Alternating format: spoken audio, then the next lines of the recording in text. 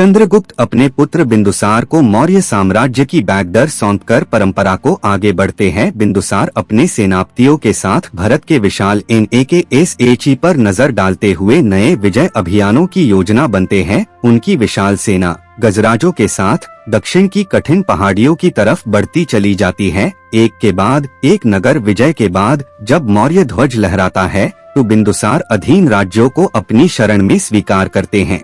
इसी दौरान युवा अशोक राजदरबार में खड़े होकर अपने पिता के साथ सुबन की रिपोर्ट ध्यान से सुनते हैं। प्रांतीय शासक के रूप में अशोक जब व्यापारियों और किसानों की शिकायतें सुनता है तो अपनी शांत और निष्पक्ष सोच से फैसले सुनाता है। बिंदुसार और अशोक मिलकर नए राजमार्ग, पुल और सराइयों के निर्माण का निरीक्षण करते हैं ताकि साम्राज्य एक सूत्र में बंधा रहे। पश्चिमी सीमा के दुर्ग पर खड़े अशोक पहाड़ों और व्यापारिक करवानों को देखते हुए साम्राज्य की सुरक्षा का अंदाजा लगाते हैं। दूर दराज की चौकियों पर सैनिक हाथियों की देखभाल कर रहे होते हैं और अशोक स्वयं जाकर सीमा की स्थिति को समझते हैं। समुद्री नगर में मौर्य दूत दक्षिणी राज्यों से मिलकर युद्ध के बजाय मैत्री और संधि का प्रस्ताव रखते हैं, जिसे साम्राज्य बिना रक्तपात के फैलता है।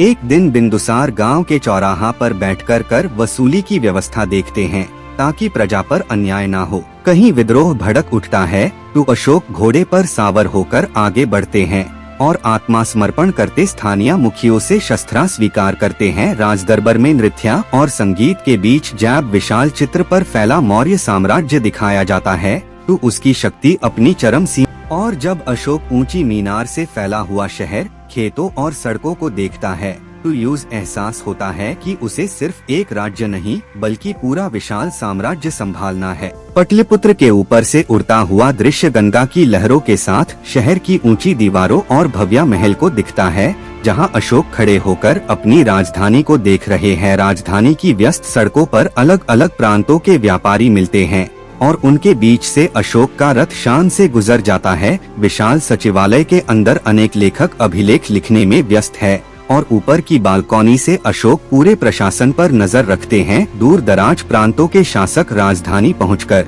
अशोक को अपने क्षेत्रों की रिपोर्ट और कर अर्पित करते हैं। राज सिंहासन के पास अशोक फरमान लिखवाते हैं और वही आदेश घुड़सावर दूतों के हाथ पूरे साम्राज्य में भेजे जाते हैं। पटलिपुत्र से निकलती चौड़ी सड़कों पर व्यापारी, यात्री और राजदूत चलते हुए दिखते हैं, जो पूरे साम्राज्य को एक सूत्र में बांधते हैं। योजना कक्ष में अशोक दीवार पार बेन नक्शों पर मंत्रियों के साथ प्रांतों और जिलों की सीमा तय करते हैं। गांव गांव में शाही अधिकारी घरों और पशुओं की गिनती करते हैं ताकि राजधानी तक सही जानकारी पहुँच सके। दरबार में न्यायाधीश दोनों पक्षों को सुनता है और अशोक पटलिपुत्र के प्रांगण में कवि, दार्शनिक और शिल्पकार इकट्ठा होते हैं और अशोक सबकी बात सुनते हुए कला और ज्ञान को प्रोत्साहन देते हैं। एक ही सड़क पर विहार, मंदिर और साधु कुटिया दिखती है, जिनके बीच से अशोक की शोभा यात्रा सम्मान के साथ गुजरती है। राज बाजार में मानकीकृत बात और तराजू से तोल होता है और शाही अधिकारी मौर्य मुद्राओं की जांच करते हैं।